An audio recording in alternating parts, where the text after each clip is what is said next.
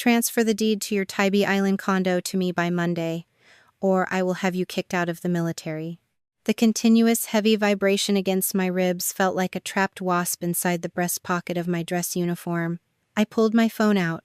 The screen glared too bright in the dim hallway of the reserve center, illuminating the dust motes floating in air that smelled of industrial floor wax and stale coffee. The dull hum of the overhead air conditioning unit barely covered the sound of my own breathing. "Is this a joke?" I typed, my thumb pressed hard against the glass. "No joke, Grace." My younger sister's reply appeared instantly. "I want the house. I know you think being a Chief Warrant Officer 4 in aviation maintenance makes you untouchable. It does not. You are 39 years old. Do you really want to lose your entire career over a piece of real estate?" Through the glass doors of the auditorium, I could see Melissa.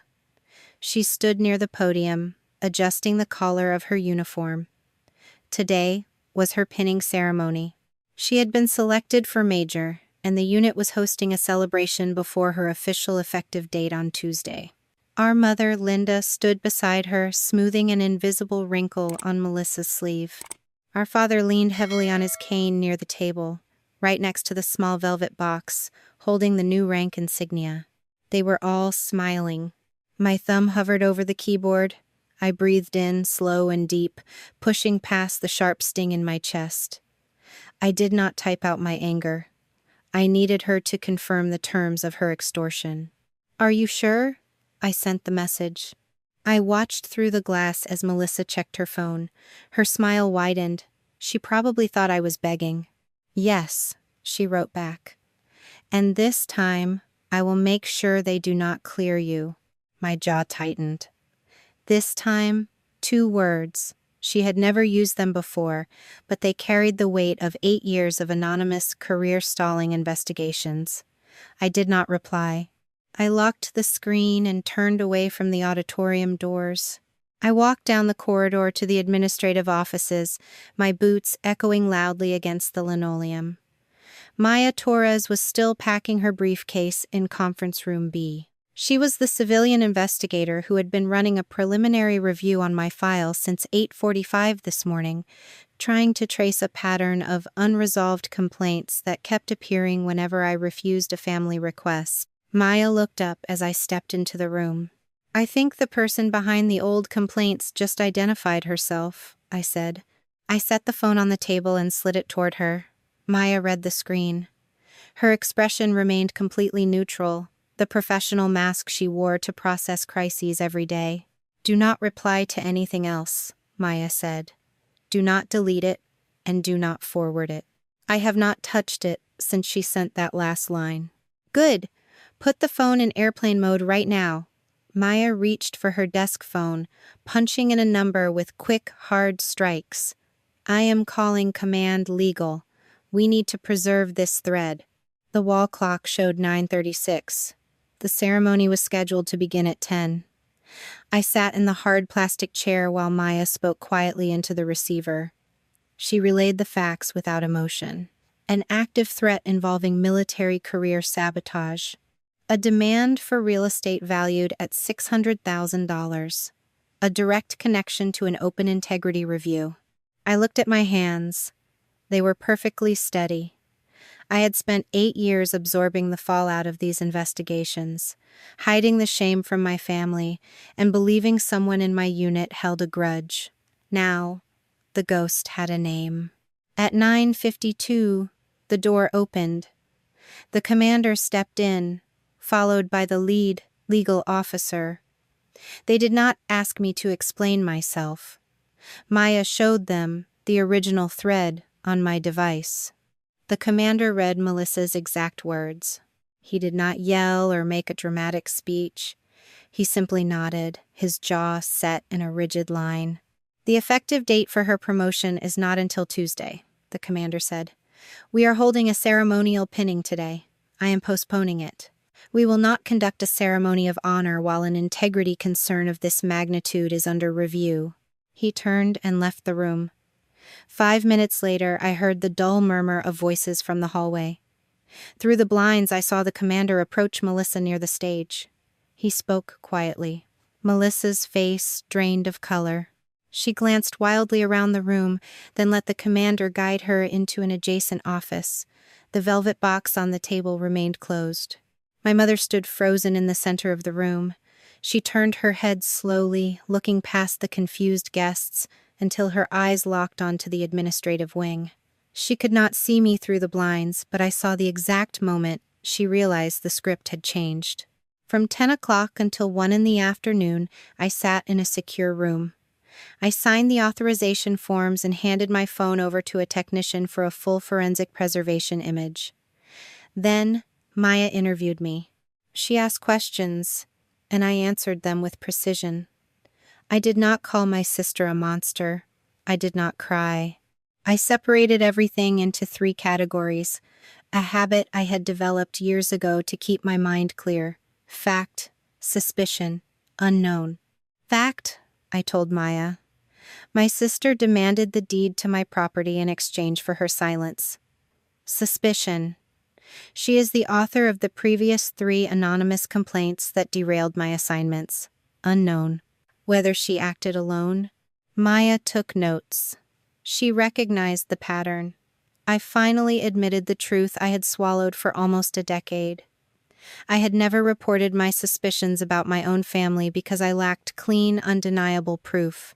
I had chosen to absorb the damage rather than risk destroying my parents' peace. Today, Melissa had handed me the proof in writing. At 1:15, the technician returned my phone. The preservation image was complete. I walked out to the parking lot, the midday Georgia sun beating down on the asphalt. The heavy, humid air stuck to the collar of my uniform. I climbed into my car, shut the door, and turned off airplane mode. The device immediately erupted. It buzzed and chimed in a relentless, overlapping chorus of alerts. I watched the numbers climb on the screen: 10 missed calls, 40, 75. When it finally stopped, the notification banner showed 108 missed calls. They had piled up over the last 3 hours. Dozens from Melissa, a dozen from my aunt, 2 from the property manager who handled my Tybee Island condo, and 30 calls from my mother. I did not call any of them back. I opened my voicemail and tapped the most recent message from Linda. The audio started with the sound of a car door slamming, followed by my mother's ragged breathing. "Grace, pick up the phone." Her voice dropped to a harsh, demanding whisper, stripped of all her usual maternal warmth. "I know you are angry, but you need to delete those messages right now. Tell your commander it was a joke. Do not ruin your sister's day over a house. And Grace, you listen to me carefully. Do not make them reopen what your father signed." The voicemail ended with a sharp click. I sat in the sweltering heat of my car. My father, Robert, the quiet, gentle man who only ever wanted peace, he had signed something. The drive from Savannah to Tybee Island usually cleared my head, but today the miles of highway blurred past in a haze of marsh grass and heat shimmer. My hands gripped the steering wheel tight enough to make my knuckles ache. I kept replaying my mother's voicemail. The tremor of panic in her voice when she mentioned my father signing something. I needed my records. All of them. Tires crunched on the crushed shell driveway as I pulled into my assigned parking spot. The building was not a luxury resort, despite what my family liked to tell their friends. It was a modest, 3-story complex built in the 90s. The coastal wind had weathered the exterior paint, and the wooden handrails leading up to my second-floor unit were stained gray from years of salt air. I climbed the stairs, the humid breeze sticking my uniform shirt to my back. The heavy metal key turned in the deadbolt with a familiar, solid clack. Inside, the condo smelled of lemon polish and seagrass.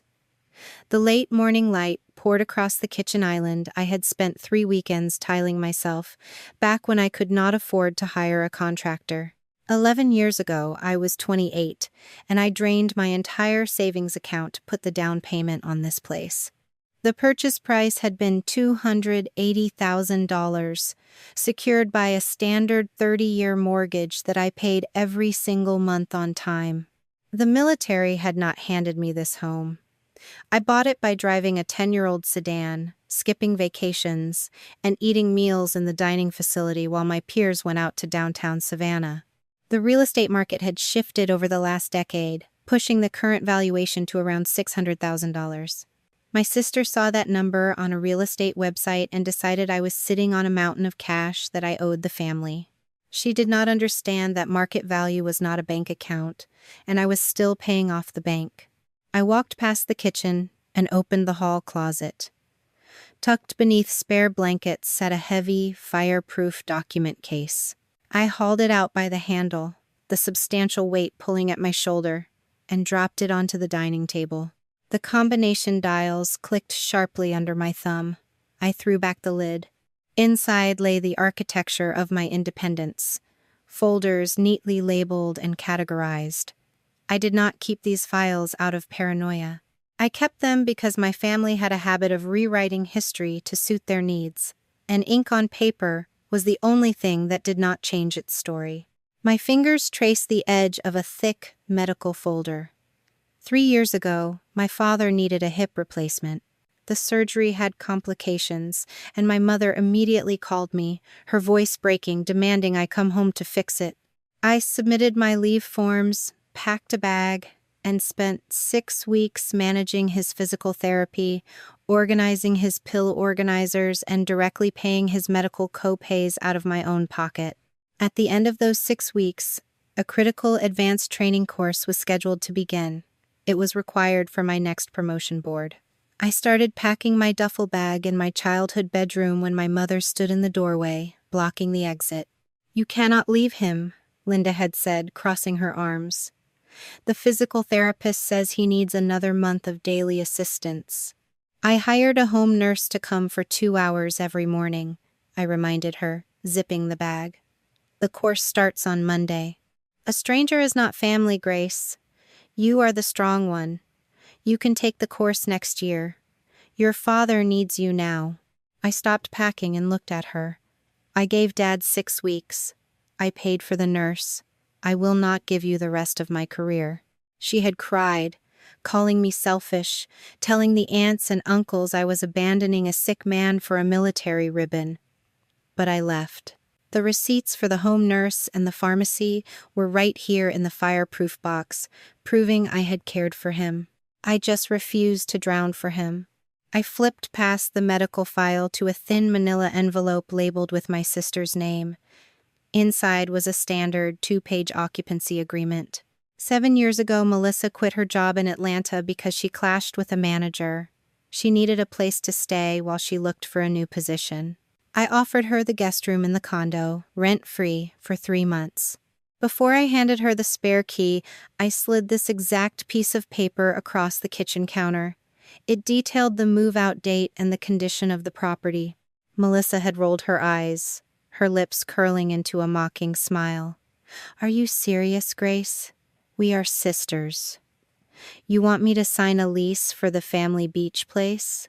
"It is not the family beach place," I told her, keeping my voice level. "It is my primary residence, and I need to know you have a plan to move out." She signed it, with an angry flourish, tossing the pen across the counter. For 3 months, she lived here. She invited her friends over without asking, drank the wine I brought back from a temporary duty assignment in Italy, and posted photos online tagging the location as our coastal retreat. When the 3 months ended, she dragged her feet, throwing a massive tantrum before finally moving into an apartment downtown. She kept her old door code memorized. I had to pay a locksmith to change the electronic deadbolt the following week. Melissa paraded around telling everyone the condo was a gift I practically owed her, since I was always deployed or busy. The signature on this paper proved she knew it was a temporary favor. My sister had built her entire public persona on the lie that I had too much, and she simply deserved the excess. My phone buzzed against the wooden table, vibrating so hard it rattled a pen cup. I flinched, my heart kicking against my ribs. I looked at the screen. The caller ID did not belong to my mother or my sister. It was Erin Cole. I exhaled and answered. "I am here." "Are you breathing?" Erin asked. Her voice was steady, anchored by the calm discipline of a fellow warrant officer. "I am pulling the records," I said, leaning one hand against the fireproof box. I had to get them out of the house. "Melissa sent the threat in writing. Maya Torres has my phone data." "Good," Erin said. She did not offer empty platitudes about family love. She knew better. 2 years ago, when I realized my mother was using my personal information as leverage, I quietly went into the military personnel system and removed Linda as my primary emergency contact. I put Erin's name instead. I changed my life insurance beneficiary. I moved my mail to a secure post office box. My mother still thought she was the first person the Army would call if my helicopter went down. She was not. "They are going to try to get into the condo," Erin warned, the sound of a closing door echoing in the background of her call. "Melissa is telling people you promised her the place as a promotion gift and backed out to humiliate her." "Let them try," I said. "I revoked their access codes last year.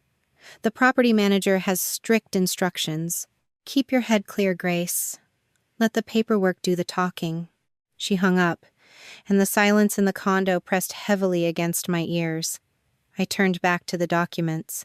The threat Melissa sent this morning was not an isolated incident of greed. It was a tactic, a proven strategy. And to prove it to Maya Torres, I needed to pull the oldest file in the box. I found the thickest folder, tucked all the way in the back, and opened the clasp. Inside rested the official closure memorandum from the very first anonymous complaint filed against me. 8 years ago, I had just returned from a brutal 9-month deployment. My nerves were frayed, my sleep was practically non-existent, and I was trying to rebuild my civilian routines. A week after I got back, Melissa asked me to co-sign a massive loan for a luxury vehicle she could not afford on her entry-level salary. She expected me to use my deployment savings to guarantee her debt. I refused. If she defaulted, it would wipe out my emergency fund and destroy my credit. I told her no, and I held the boundary despite her screaming match in our parents' living room. Exactly 48 hours after I refused to sign that loan, I was called into the commander's office. Someone had filed an official concern through the Inspector General hotline, alleging I was suffering from severe operational instability and misusing prescription medication after the deployment. The investigation froze my career for 4 months. I had to submit to random drug testing, psychological evaluations, and endless interviews. The closure memorandum on the table in front of me stated clearly that the allegations were entirely unsubstantiated. I was found completely fit for duty, with no adverse findings whatsoever. I had survived it, but the terror of almost losing my uniform had paralyzed me. After that, whenever Melissa asked for a favor, I complied. I absorbed the cost. I kept the peace, terrified of another anonymous tip ruining my life. I pulled the original notification letter out from behind the closure memo and smoothed the creased paper flat. My eyes scanned the paragraphs, searching for the specific language the investigator had used to describe the anonymous tip. There it was, buried in the 3rd paragraph. The anonymous caller had claimed I was missing mandatory formations because I was heavily medicated, citing a specific date and time I had supposedly locked myself in my room. The letter read, "The complainant noted the service member's erratic behavior escalated on the morning of Thursday the 14th, specifically claiming she skipped duties to attend an emergency off-post appointment." My breath caught in my throat.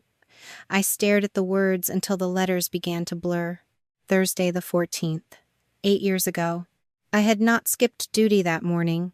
I had been on approved leave, and I had not locked myself in my room on medication.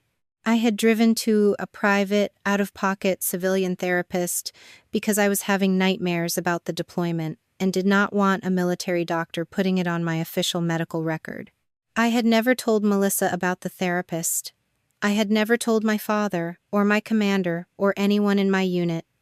I was too ashamed of struggling. I had only told one person in the world where I was going that Thursday morning. I had called my mother from the clinic parking lot, crying, asking her if she thought I was broken. She had promised me it was our secret. The cold realization seeped into my bones, freezing the blood in my veins. Melissa had not written the first complaint alone. She did not have the information. My mother had handed her the weapon. The paper in my hands felt heavier than it should. I dropped the first closure memorandum back into the fireproof box, the stiff parchment scraping against the metal sides. Outside my condo window, the Atlantic wind rattled the salt-stained glass. I ignored the noise and pulled out the second folder. 5 years ago, my hands moved mechanically, sorting through the official military letterhead. That spring, my mother had called with a simple directive. She demanded I hand over the keys to the Tybee Island condo for the entire summer. Melissa wanted to host weekend beach parties for her friends and needed a free place to stay. I had told them no. Losing 3 months of peak summer rental income would have broken my carefully planned budget. I offered them 2 free weeks in October instead. My mother called me greedy, and Melissa stopped speaking to me.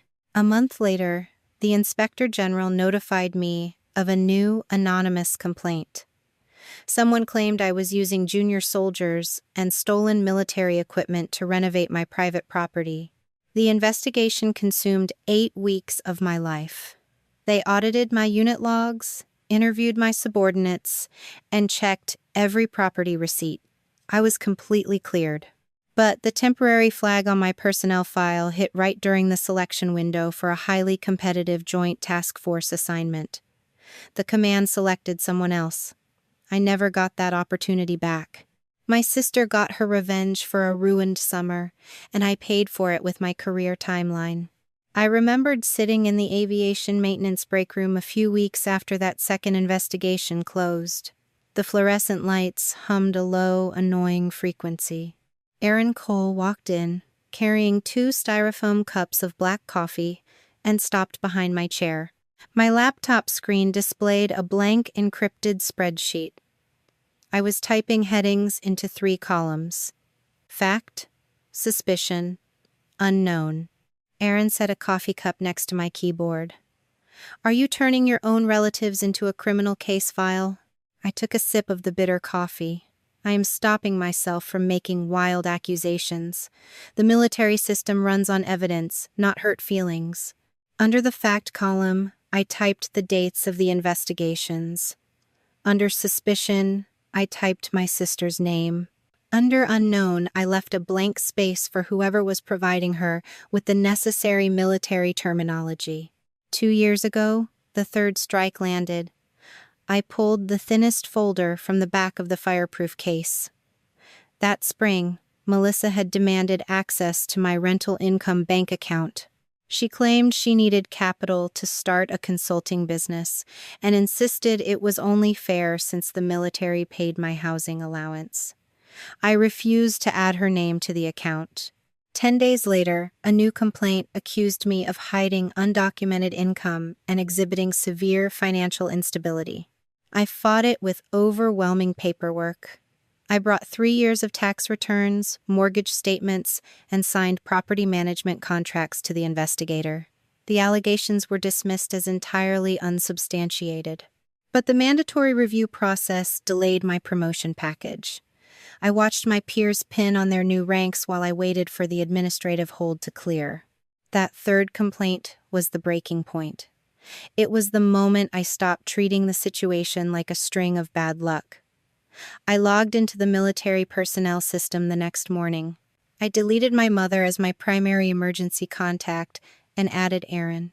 I updated my life insurance beneficiary, removing my family entirely. I called the property manager in Savannah and explicitly instructed her to reject any access requests unless they came from my authenticated email address. I paid a technician to wipe the old electronic door code. Finally, I bought the heavy fireproof case sitting on my table right now. I packed every deed, tax return, and closure memorandum inside, driving it out to the condo. I locked my history away from the people who kept trying to rewrite it. Now, staring at the dining table, I took the 3 official notification letters out of their separate folders. I laid them side by side on the wood surface. For years, I had read them in isolation. Seeing them together changed the picture. Certain unnatural phrases jumped off the page, repeating across the years. Operationally unstable under personal pressure, uses military discipline to intimidate family members. Hides behind deployment status to avoid financial responsibility. A civilian with no connection to the armed forces did not write those words. A casual observer did not structure sentences like a readiness report. I remembered a Thanksgiving dinner 4 years ago. Melissa had spilled red wine on the living room rug and yelled at me for asking her to clean it up. She had sneered, telling the room I was using military discipline to intimidate her. I had added that exact phrase to the suspicion column of my ledger that same night. It was not a legal fact yet, but the pattern was becoming undeniable. I gathered the documents, placed them into a secure leather portfolio, and locked the empty fireproof case. The late afternoon traffic crawled along the highway, giving me too much time to think about the phrase my mother had used in her voicemail. "Do not make them reopen what your father signed." I gripped the steering wheel, focusing on the taillights ahead of me. Maya Torres had moved her temporary workstation to a private conference room on the 2nd floor of the Reserve Center.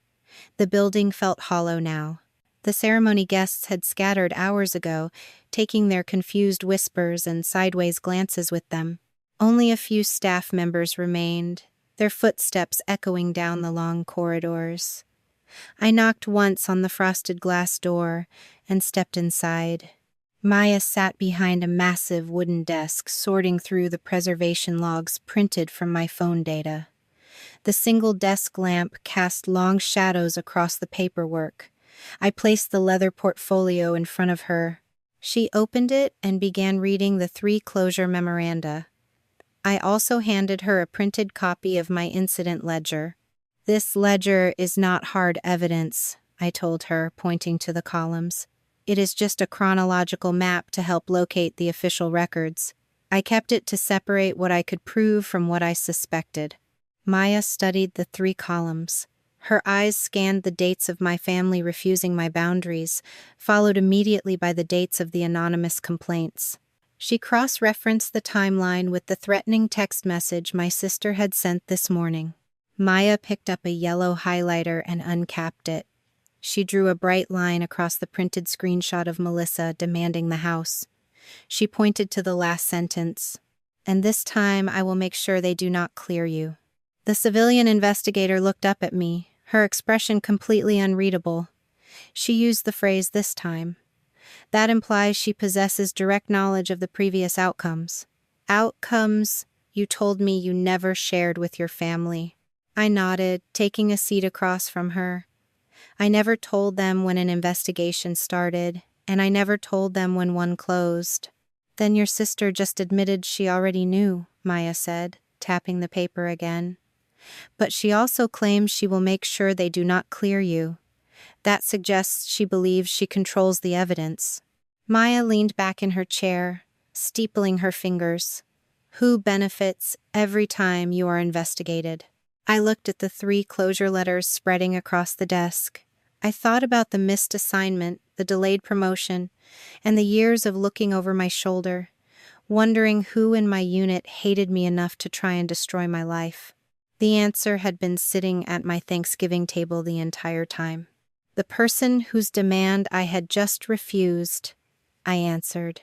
The air conditioning in Maya Torres's temporary conference room hummed a low, steady note vibrating through the heavy wooden desk where my phone lay face up. The screen remained dark, but the notification light pulsed with a relentless, frantic rhythm. Over 100 missed calls waited behind the lock screen. The device felt unusually heavy as my palm closed around it. Unlocking the phone unleashed a flood of alerts, but listening to every single recording was unnecessary. 4 audio messages told the entire story of my family's rapid response. Melissa's voice sounded tight, brittle with suppressed panic. "Grace, delete the text thread right now. Call your commander and say the whole thing was a bad joke. You are ruining my promotion day. Fix this." My mother's recording followed, dripping with a weaponized, soothing calm. "This is just a family misunderstanding, sweetie. People get emotional. Do not make a public, career-ending mess out of a private disagreement. Call me so we can handle the house situation quietly." Robert's voice came next, weary and thick with the exhaustion of his recent surgery. "Your sister's promotion is what matters today, Grace. Do not throw her career away over a fight about a piece of real estate. Let it go. Just keep the peace." Aunt Sarah, my mother's oldest sister, left the 4th message. Her tone was sharp, echoing the exact narrative my family was already spinning to the relatives. "We all know you could never stand seeing your little sister succeed. But using your military contacts to humiliate her in front of her unit, that is a new low, even for you." Notifications cascaded down the glass screen as a family group chat exploded with activity. They were rapidly building a consensus. A jealous older sister throwing a tantrum because the younger, prettier sibling was finally pinning on the rank of major. My thumb hovered over the keyboard. A long, factual paragraph took shape in the text box, detailing the extortion attempt, the 8 years of anonymous reports, and the specific threat Melissa had put in writing. My finger rested a fraction of an inch above the send button. "You do not need to win a family jury." Aaron Cole's voice echoed in my memory from our phone call an hour ago. Aaron had a point. Sending that paragraph would only feed their drama and give them ammunition to twist my words. The delete key cleared the text box completely. Instead of defending myself to an audience committed to misunderstanding me, the audio files went directly into a secure folder on my device, before being forwarded to Maya through the approved civilian investigator portal. A new voice note popped onto my screen. Melissa had abandoned the family group chat to contact me directly. The audio quality sounded hollow, filled with a slight echo, like she was pacing back and forth inside a tiled bathroom stall. "You have to fix this, Grace," my sister hissed. The confident facade from the hallway entirely vanished. "I already told everyone the beach house was my promotion gift from you. I showed the command guests photos of the kitchen renovations. I told my friends I was moving in next month and using the summer rental income to buy a new boat. If you do not transfer the deed, I look like a massive liar in front of my entire unit. Give me the house. You owe me this for ruining today." The sheer audacity of the confession forced a dry, humorless laugh from my throat. Greed was a simple motive, but this was pure, unadulterated desperation. Melissa had paraded around Savannah, claiming a $600,000 asset to prove she had finally surpassed my success. She needed the deed not just for the financial equity, but to cover a massive public lie she had told to her own command. The lie was already in motion, and my sister had proven she would burn my military record to the ground to protect her image. But she was not just talking into a phone. She was taking physical action. The device buzzed again, the vibration jarring my hand. The caller identification displayed Monica, the property manager who handled the Tybee Island condo. "We have a situation at the unit," Monica said, her professional tone clipping the words short and sharp. "Your mother and sister are standing on the front landing." My stomach tightened into a knot. "Did they get inside the condo?" "No," Monica replied. "They tried punching in an old access code multiple times, which triggered the security alert on my office computer. When the door did not unlock, they called a local Tybee Island locksmith." My boots scraped against the floor as I stood up, pacing the length of the conference room. "Did the locksmith open the deadbolt?" "He refused to touch the lock," Monica said. "I arrived on site 5 minutes ago and asked for their proof of ownership. Neither your mother nor your sister could produce a deed, a utility bill, or a matching driver's license address." The locksmith packed up his tools and drove away. Your mother is currently standing in the parking lot, demanding I override the system because it is a family property.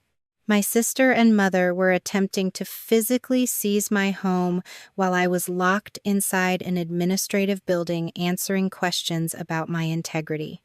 The entitlement was staggering, a terrifying level of delusion, where they believed ownership was just a technicality they could bypass.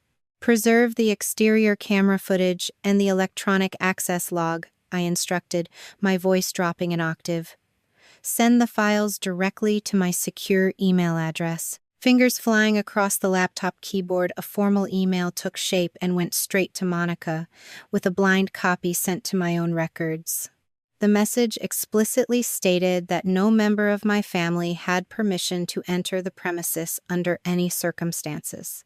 I did not log on to social media to post the security footage.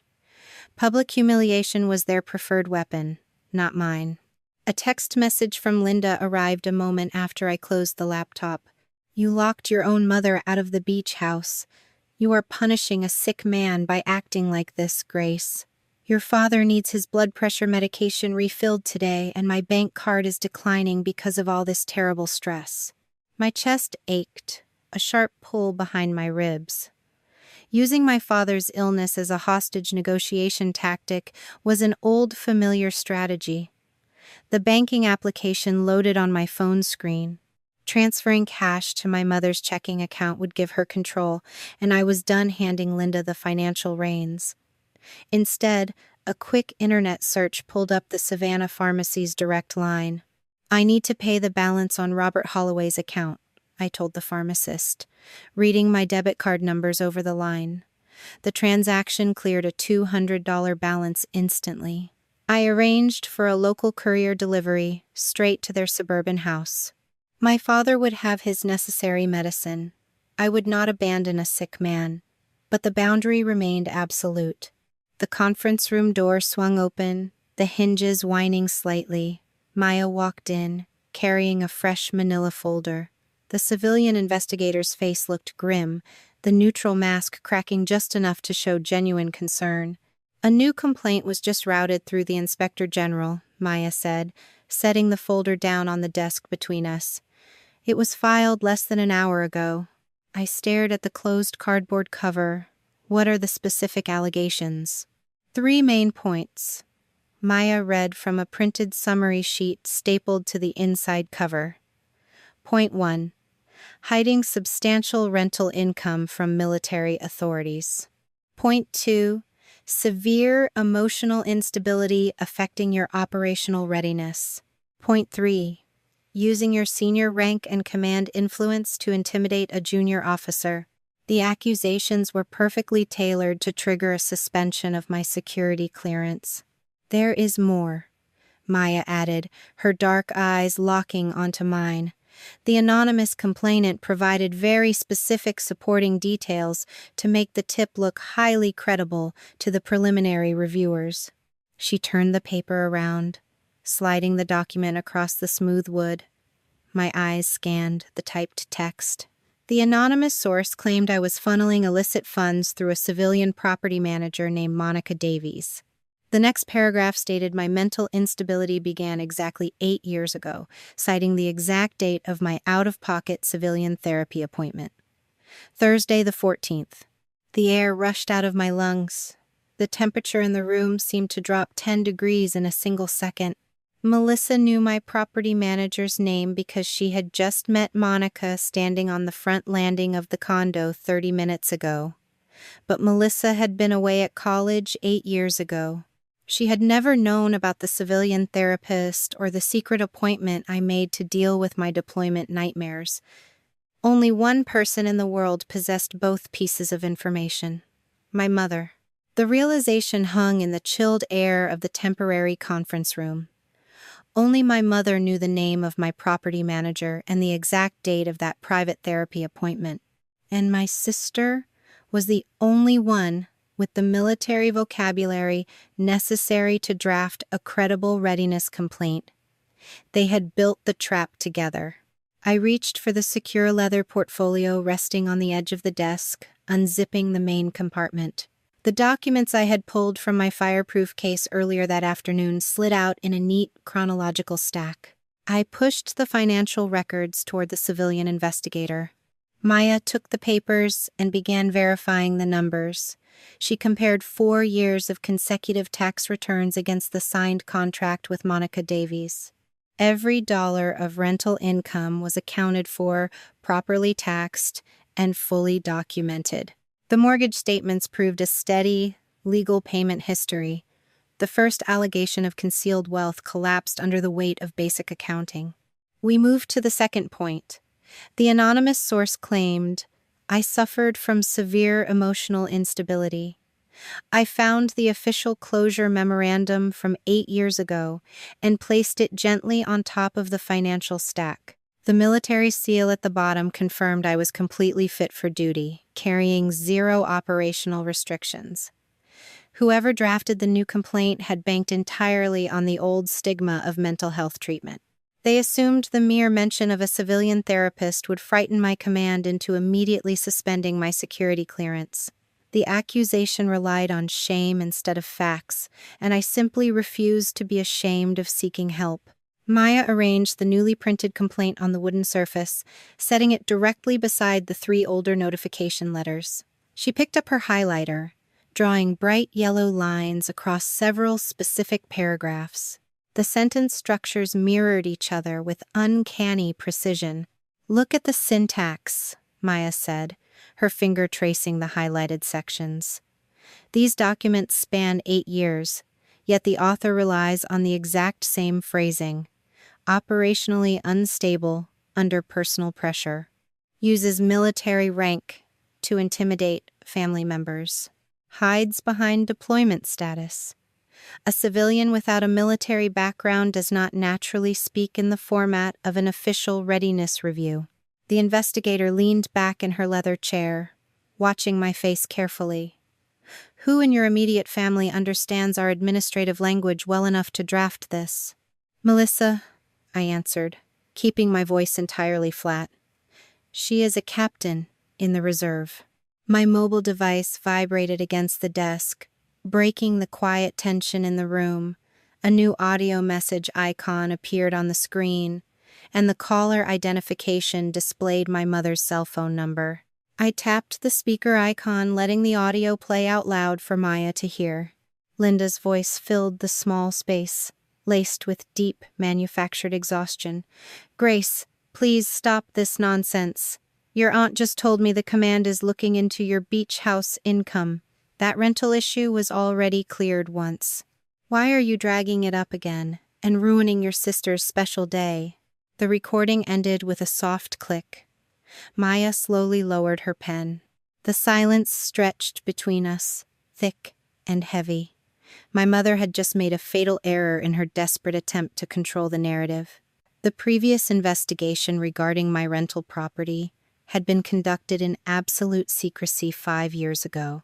I had never told my parents about the allegations, and I certainly never told them when the inquiry was officially closed and cleared.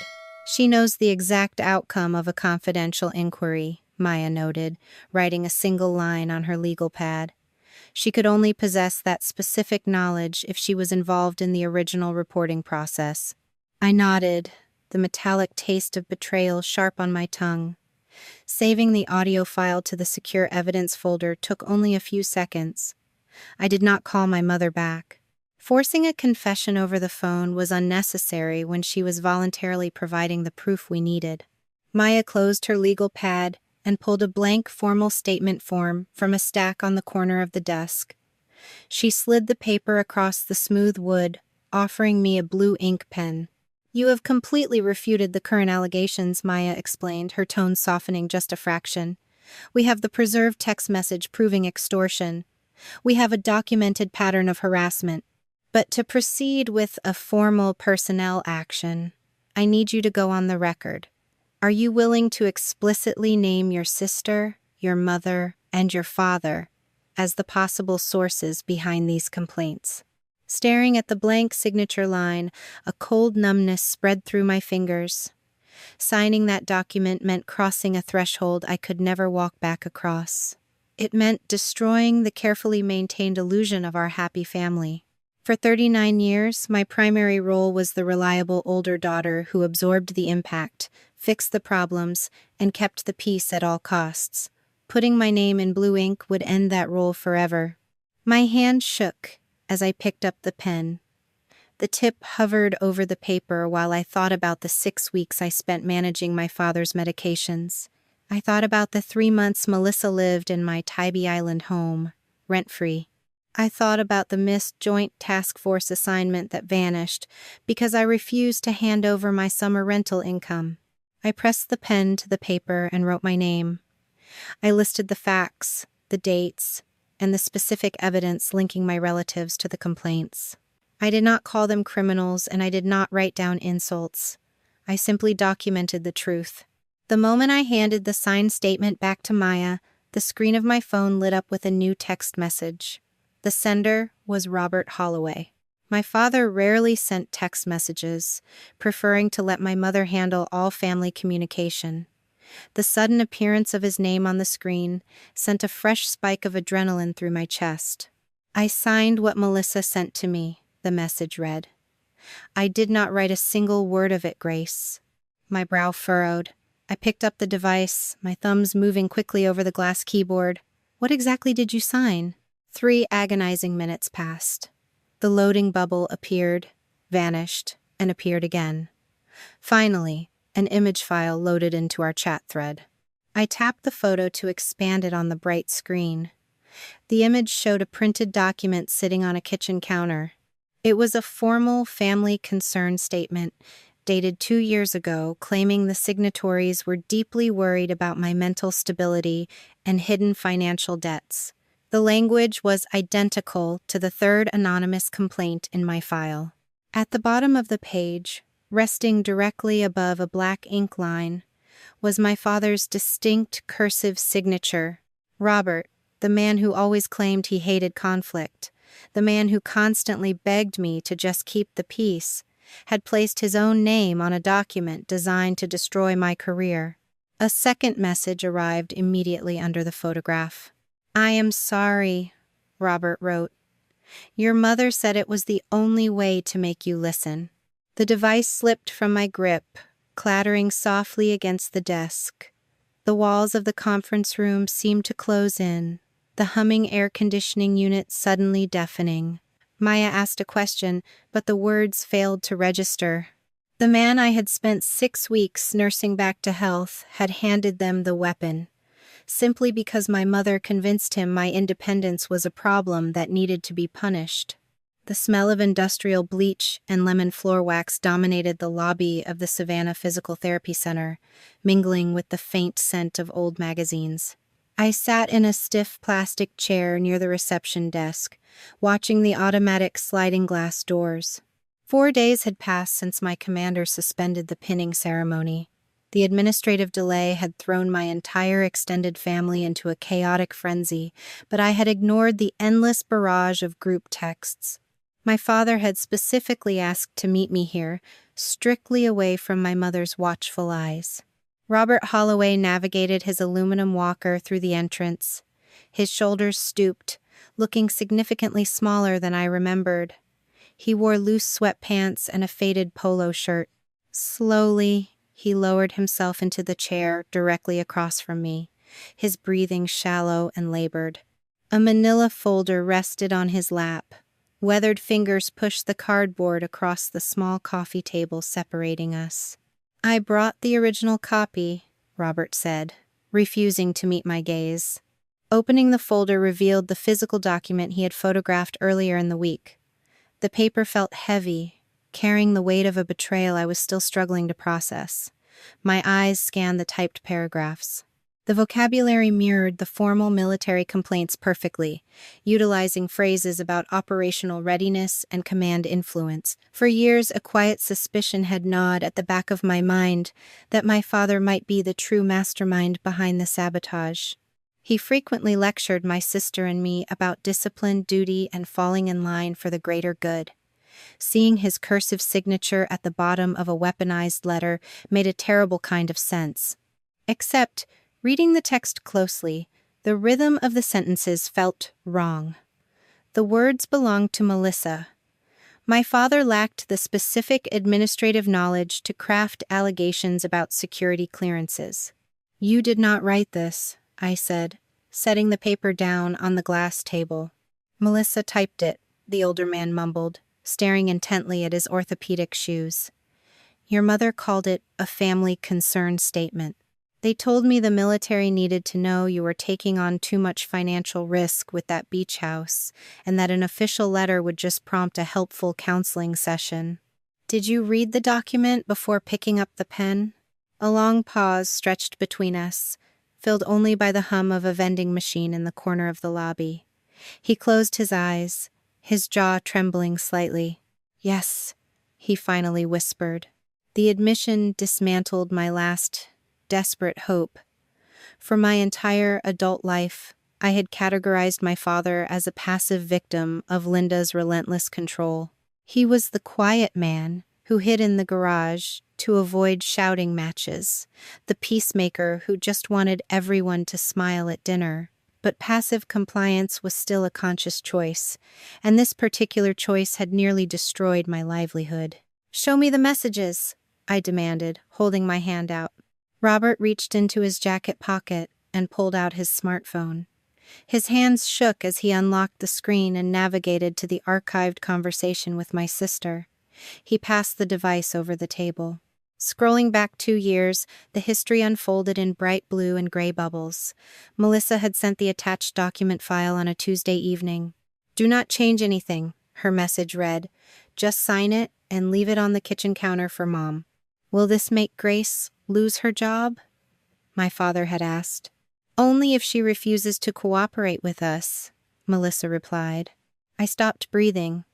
My eyes moved to the very next line, sent directly from my father's device. "Then maybe she needs the lesson." The words burned themselves into my retinas. He knew the risk. He understood the potential devastation to my career, and he signed the paper anyway because teaching me a lesson about obedience was more important than protecting my future. The red herring of the helpless, ignorant old man vanished completely. Before I could hand the device back, my own cell phone vibrated violently in my pocket. The caller identification flashed Linda's name. I answered the call, putting it on speaker and resting it on the table between my father and me. "Grace," my mother snapped, skipping any greeting. "The clinic just called me. Your father's account is past due, and they are threatening to cancel his rehabilitation sessions. This stress is going to put him right back in the hospital." "I am sitting with him right now," I replied, my voice dangerously calm. A brief hesitation cracked the line, but Linda recovered instantly. "Then you can see how weak he looks. Withdraw your ridiculous statement from the civilian investigator immediately. Tell your command that Melissa was making a bad joke. Then transfer $2,000 to my checking account so I can handle these medical bills. Do not punish a sick man because you are angry with your sister." Using Robert's failing health as an emotional hostage was her masterpiece. She expertly wove my guilt together with her demand for absolute control. I looked at my father. He looked away, ashamed, but still waiting for me to rescue him from the mess he helped create. "I will not withdraw the official statement," I told the speaker, "and I am not transferring a single dollar to your personal bank account. Grace Holloway, if he misses his therapy because of your stubbornness, he will not miss his therapy." I reached into my wallet, pulling out my credit card. I stood up, taking my phone off speaker, and walked over to the clinic's front reception desk. The administrative assistant looked up with a polite, practiced smile. "I need to pay the outstanding balance for Robert Holloway," I instructed, sliding the plastic card across the counter. "And I want to prepay for his next 10 sessions." The machine beeped loudly, approving the transaction. I took the receipt, folded it precisely in half, and walked back to the lobby seating area. I placed the paper on top of my father's manila folder, making sure the zero balance was clearly visible. "Your rehabilitation is fully funded," I said, looking directly into his eyes. "You will get the care you need. But this is the absolute last time I manage a crisis that you and Mother created. My career's not a bargaining chip, and my income is no longer your safety net. Sacrifice and boundaries could coexist. I would not let him suffer physically, but I refuse to buy his silence or fund my mother's endless manipulation. Robert stared at the receipt, a single tear spilling over his lower eyelid and tracking through the deep wrinkles of his cheek. He realized the dynamic had fundamentally shifted. The dutiful older daughter who absorbed every blow and apologized for the bruising was gone. Desperation washed over his face. He needed to minimize his own guilt, to prove he was merely a pawn in a much larger game. "I never wanted you fired, Grace," he pleaded, his voice cracking. "I swear it. I just wanted the fighting to stop, and your mother said the letter would fix everything. Melissa pushed me into it. She planned the whole thing. Take my phone. Show the investigator the rest of the group messages. They will prove your sister did this." He practically shoved the smartphone back into my hands. Offering voluntary consent to search his device was his way of throwing Melissa under the bus to save whatever fragile relationship we had left. "Are you officially authorizing Maya Torres to review these text threads?" I asked, needing the legal boundary perfectly clear before I touched the evidence. "Yes," Robert insisted, nodding frantically. "Show her. Let her see what Melissa did." Leaving the physical therapy center, I drove straight back to the military installation. Maya was waiting in the same temporary conference room, organizing her thick case files. I handed her my father's device and relayed his explicit verbal consent to extract the data. Maya connected the smartphone to her secure terminal, running a quick extraction of the text history between my father, my mother, and my sister. She printed the relevant transcripts, the laser printer humming as it produced pages of undeniable proof. She laid the papers out on the wooden desk. "Your father believes these messages will place the entire blame on your sister," the civilian investigator noted, highlighting a dense block of text near the top of the second page. "But people who participate in group conspiracies rarely remember exactly what they wrote." I leaned over the desk, reading the printed thread. The messages dated back to the week of the current promotion threat. Melissa had sent a draft of the new Inspector General complaint to a group chat, including both parents. "This is too aggressive," Robert had texted. "Grace will never talk to us again." My sister's reply sat directly underneath his concern. "Mom says use the therapy dates," Melissa wrote. "It worked before." The breath caught in my throat. I traced the black letters with my fingertip, feeling the terrible weight of the revelation settling into my chest. Melissa had not somehow uncovered my secret appointment. She had been specifically instructed to use it. The next message in the chain solidified the truth.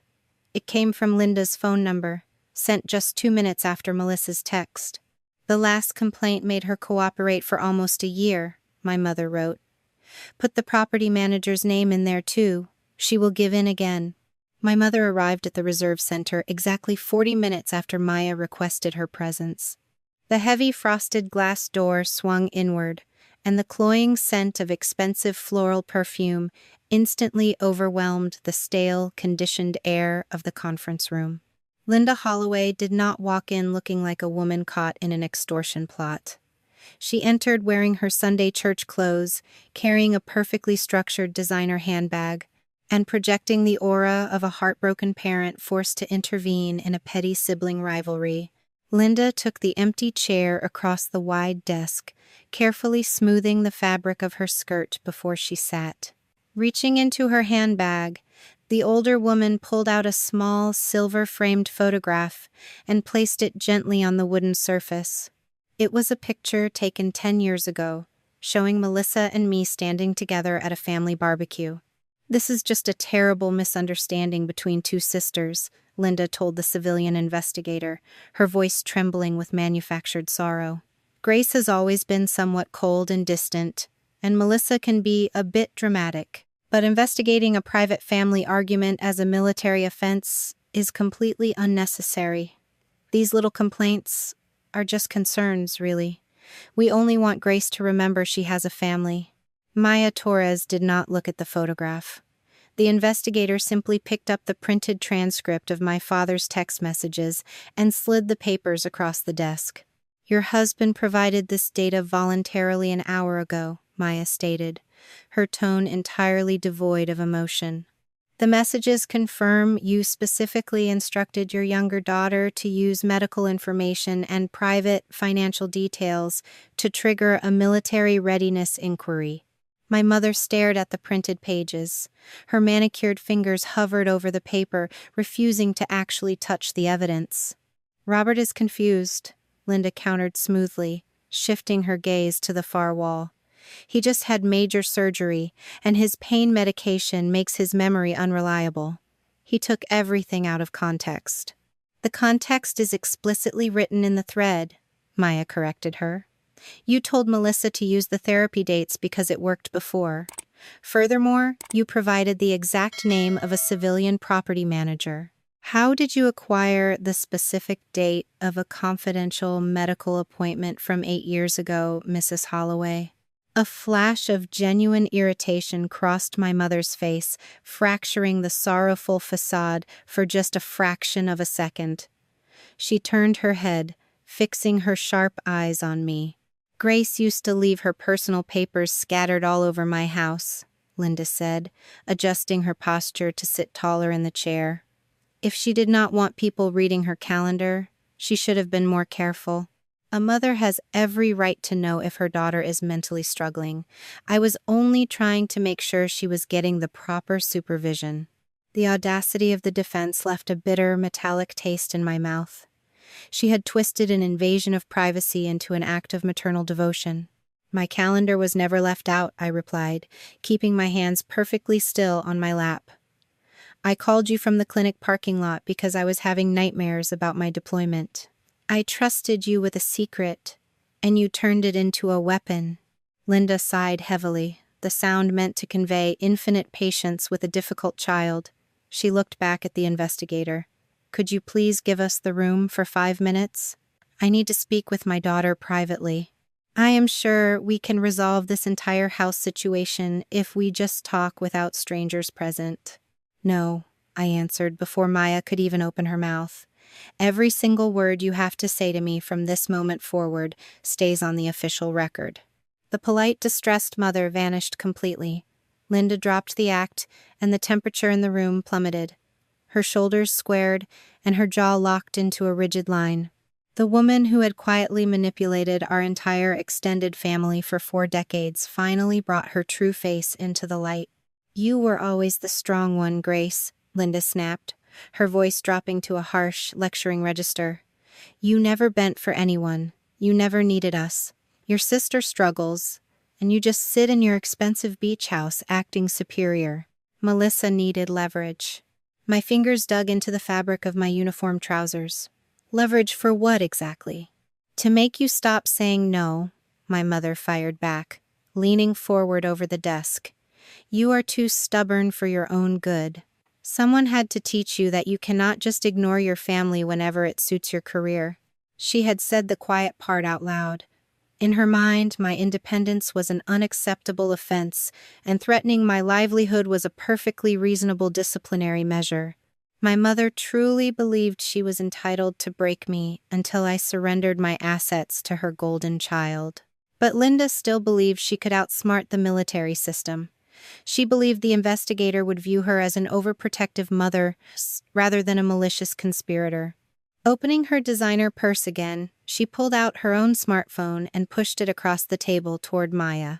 "My youngest daughter took things too far today," Linda declared, attempting to sacrifice Melissa to save her own reputation.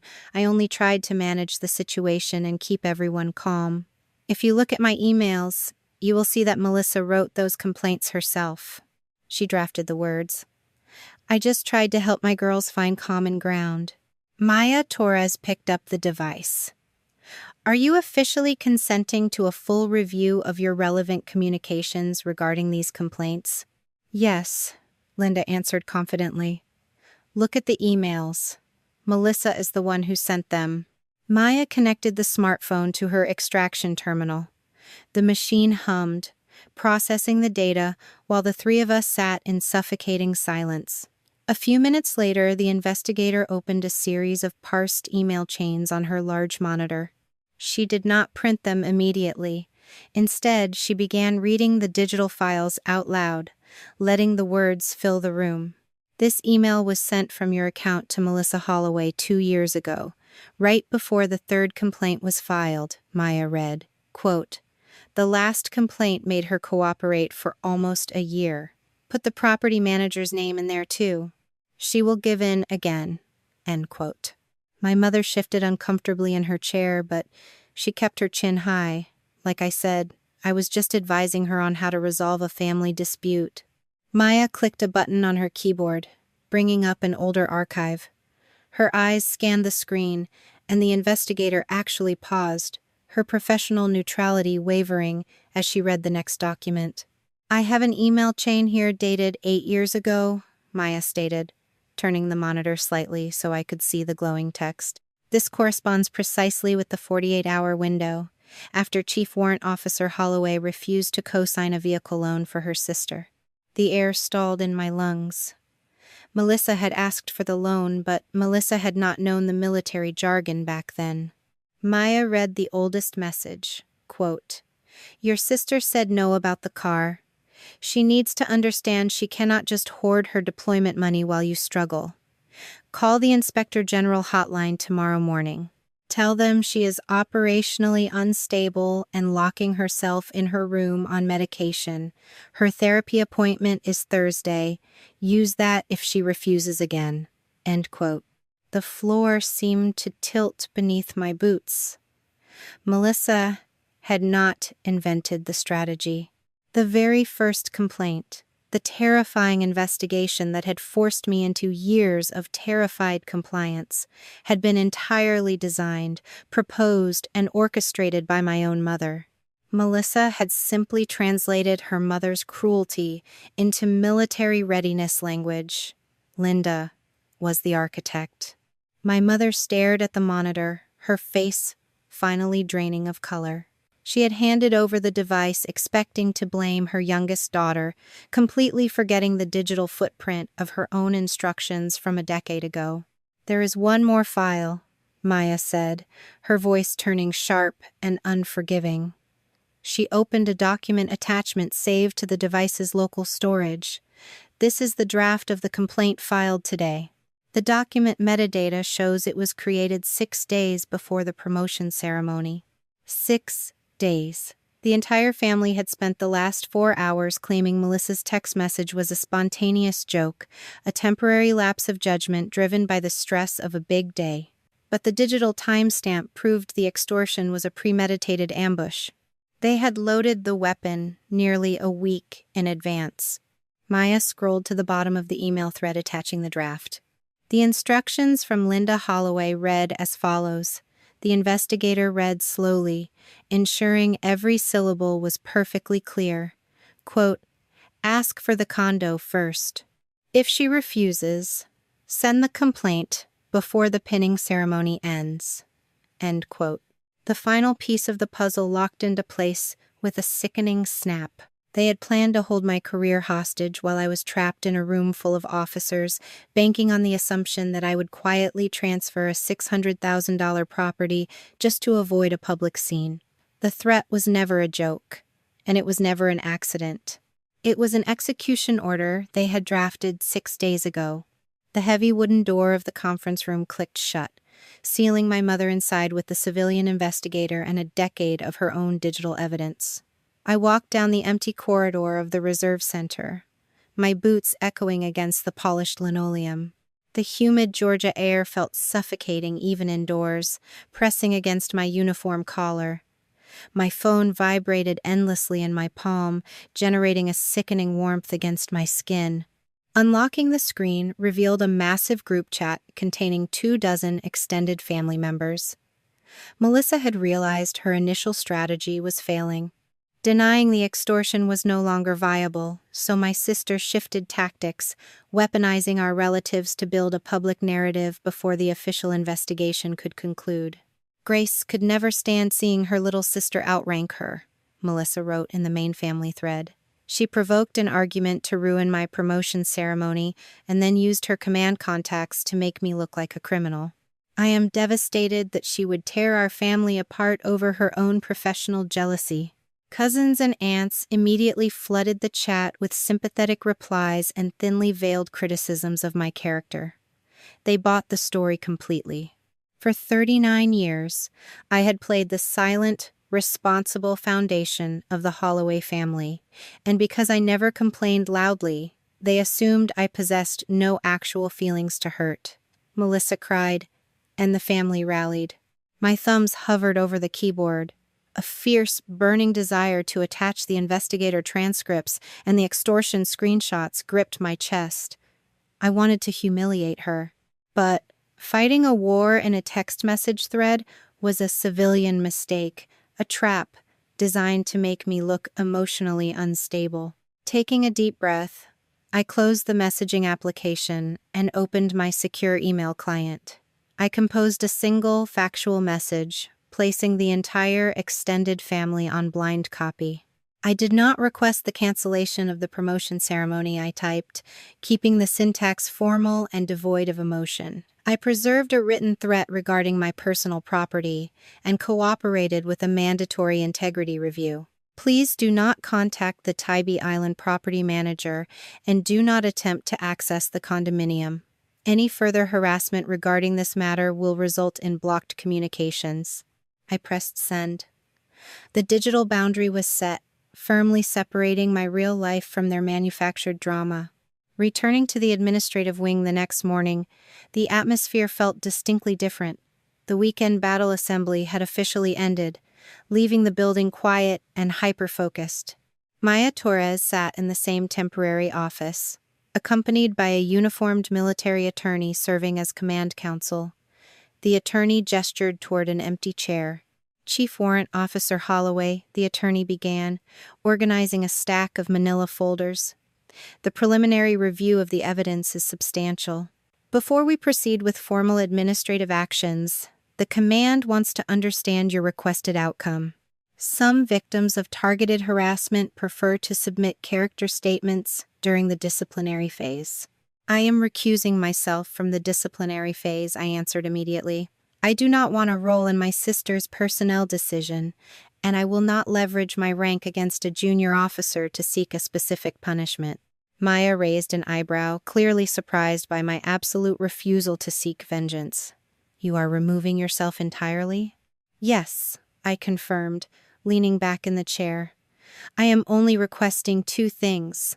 I want my personnel record officially corrected to reflect that these past allegations were unsubstantiated and maliciously filed.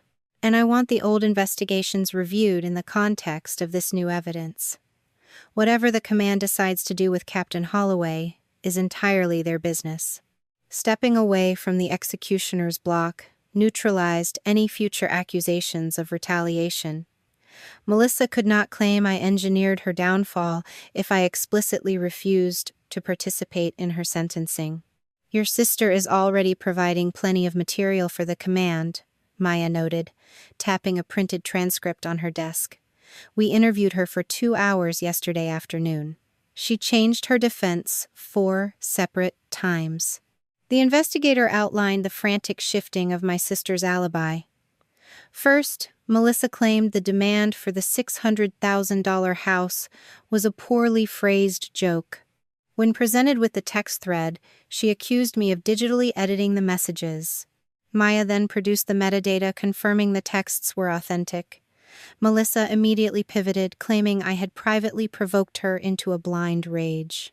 Then I placed the timestamp of the draft complaint on the table, Maya explained, a grim satisfaction coloring her voice. The document, metadata, proved she drafted the extortion threat 6 days before the ceremony. The moment she realized premeditation was on the record, her entire loyalty collapsed. She blamed my mother, I said, anticipating the inevitable betrayal. She handed us everything, Maya confirmed. Melissa stated that Linda Holloway invented the method, supplied the confidential therapy dates, and pressured her into filing the paperwork. They are currently turning on each other to secure a better administrative outcome. A soft knock interrupted the briefing. A junior clerk opened the door just wide enough to deliver a message. My parents were waiting in the civilian visitor center across the parking lot. They had formally requested a private meeting with me, strictly off the official record. Maya offered to have security escort them off the installation, but I shook my head. Running from them would only validate their belief that they still intimidated me. The visitor center smelled of stale coffee and industrial carpet cleaner. Robert and Linda sat side by side at a cheap folding table in the corner. My father looked pale, his hands trembling as he gripped a foam cup. My mother sat with perfect posture, though the dark circles under her eyes betrayed a sleepless night. I took the seat opposite them, keeping my hands folded in my lap. "We want to make a family deal," Linda announced, completely ignoring the devastating revelations from the previous day. Her tone was brisk, mimicking the cadence of a corporate negotiator. "A deal," I repeated, letting the word hang in the quiet room. "Yes," my mother continued, leaning across the plastic table. "Melissa is willing to draft a written apology for her behavior yesterday. Your father will officially retract his signature from that old concern statement, and we will all agree to never ask about the beach house again. The property is yours, Grace. We concede." I stared at her, waiting for the other half of the transaction. "And what exactly does this concession cost me?" "You tell that investigator to close the old files," Linda instructed, her voice dropping to a desperate whisper. "You tell them you only want to pursue the single text message from yesterday. If they open the entire 8-year history, they will investigate your father and me for making false statements to federal authorities. Think of the family name, Grace. Think of your father's heart condition. We are offering you exactly what you want. We are offering you peace." The air in the sterile room suddenly felt incredibly thin. I looked at the two people who had raised me. They were not offering an apology. They were offering a transaction. They were willing to sacrifice Melissa's pride and abandon their claim to my real estate, but only if I agreed to bury the truth about their cruelty. They still expected me to absorb the damage so they could maintain their spotless public reputation.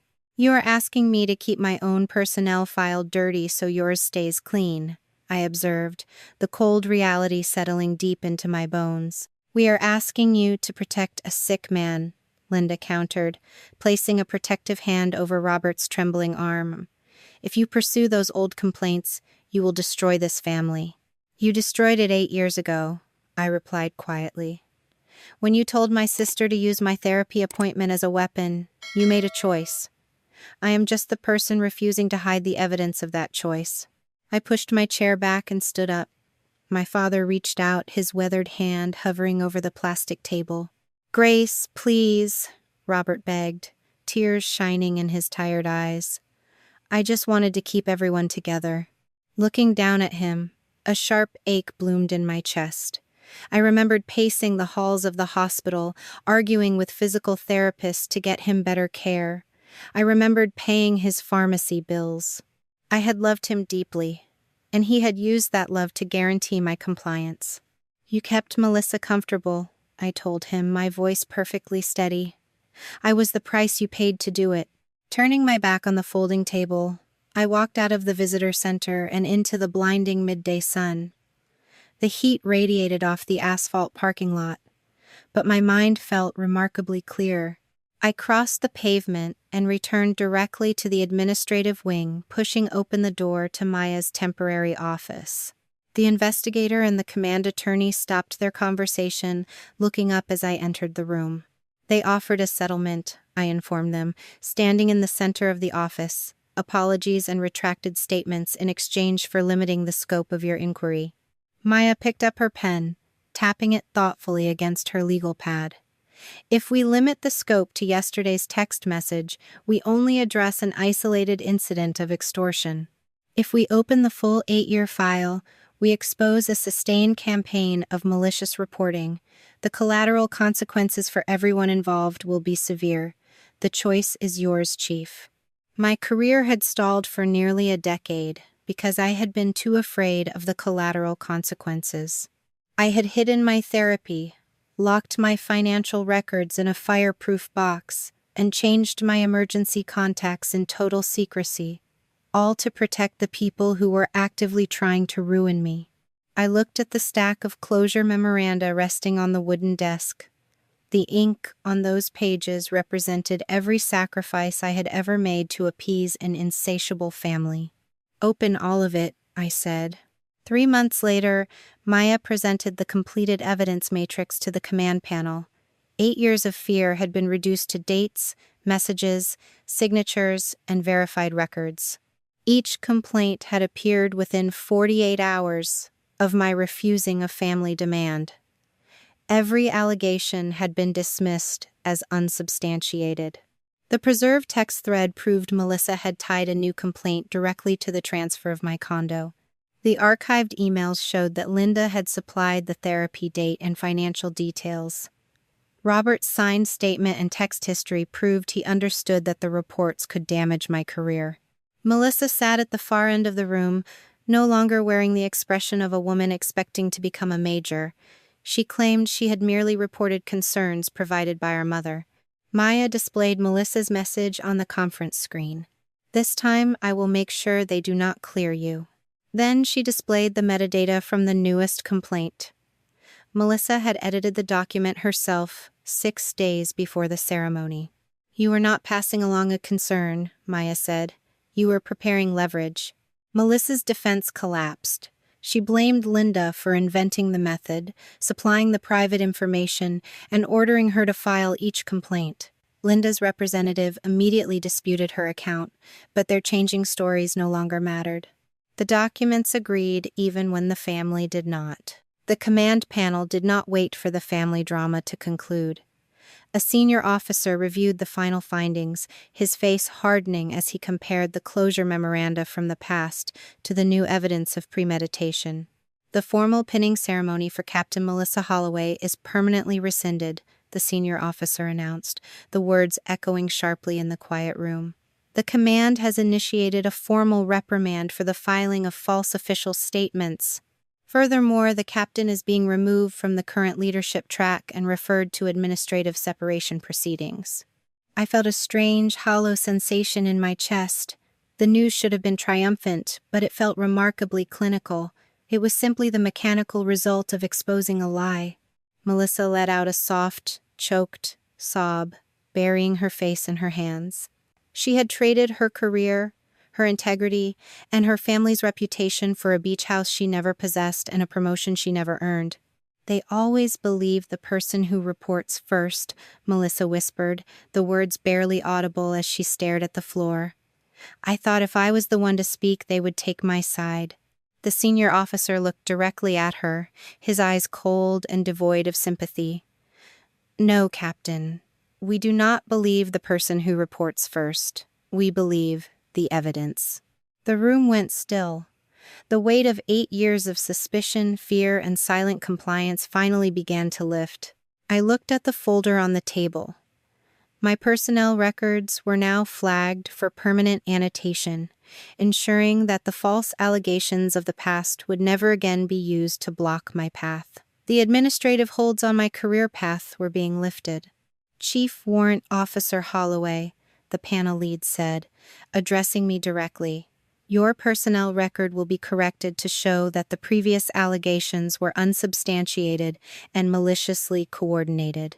Your delayed promotion packet will also be referred for special reconsideration." I kept my hands folded on the table. "Does that restore the opportunities I lost?" "It cannot restore the exact assignments," he said, "but a maintenance director position in the Pacific Northwest will open next quarter. You are now eligible to compete for it with a corrected record.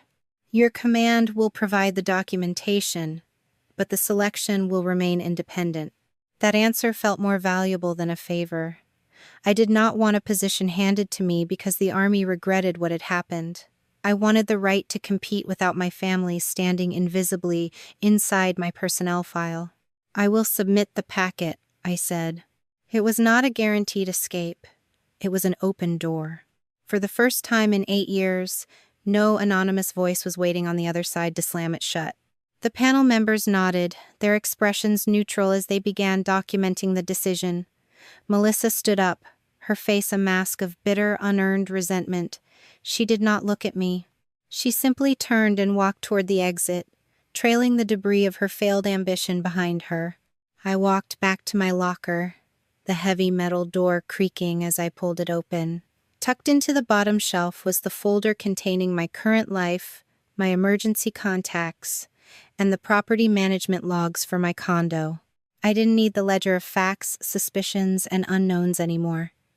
The truth was no longer a secret I had to keep tucked away in a fireproof box. It was a matter of official record. I knew that accepting this assignment would be the most difficult act of my life. My mother would call. My father would need help. The family narrative would inevitably shift to paint me as the villain who walked away from them in their time of need. But looking at the empty hallway, I knew that for the first time in 39 years, I was not walking away from a responsibility. I was walking toward myself. 4 months later, the Pacific Northwest Command selected me for the maintenance director position. The decision arrived through the ordinary personnel process: interviews, record reviews, competing candidates, no favors, and no apology disguised as a promotion. For the first time in years, I had been evaluated without an anonymous complaint appearing behind my name. Before leaving Georgia, I completed one final walkthrough of the Tybee Island condo. Monica verified the locks, the access log, and the new property management agreement. No member of my family had permission to enter. Every instruction was documented. Melissa's separation proceedings were still moving forward. She and Linda had spent the months since the inquiry blaming each other for every email, timestamp, and confession. Robert submitted a written retraction of the concern statement he had signed. I continued paying necessary medical providers directly, but I no longer managed his appointments or solved the emergencies my parents created. My phone vibrated while I stood in the condo kitchen. Linda. I watched her name remain on the screen until the call ended. There was a time when that name would have sent me running toward the next crisis. Now it was only a notification. I opened the fireproof case on the dining table. The final closure memorandum rested on top of the old complaints. I drew a black marker across the cover and wrote one word: closed. I locked the case and left it with the records that would remain in Georgia. I did not need to carry the physical proof everywhere anymore. The truth existed outside my memory now.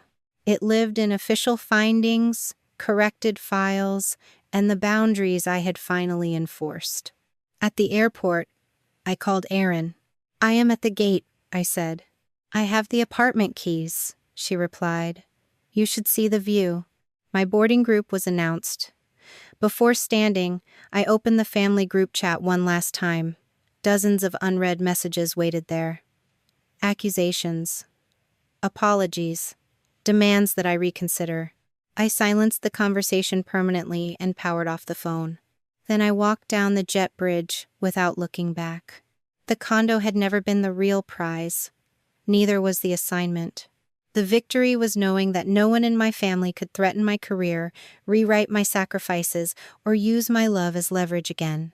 For the first time, the place I called home was finally mine.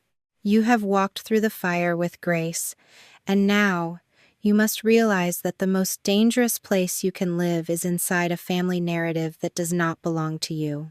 If you are currently sacrificing your mental health, your financial stability, or your professional future to maintain a peace that only serves the people hurting you, you must stop. True love does not require you to hold a secret calendar to prove your reality, nor does it demand that you set yourself on fire to keep others warm. You have the absolute right to document your own truth, to set hard financial boundaries, and to walk away from any system, even one called family, that treats your life as a leverageable asset. Protection is not an act of aggression, and setting a boundary is not a betrayal. It is the only way to ensure your own survival. You must stop waiting for them to validate your experience Because those who benefit from your silence will never appreciate the weight of the evidence you are carrying. If you are currently the one absorbing the consequences for everyone else, how much more of your life are you willing to spend as the price for their comfort? If you look at the people you love today and realize they have been weaponizing your most painful memories to control you, what is the first boundary you need to draw tomorrow morning to finally claim your own life back?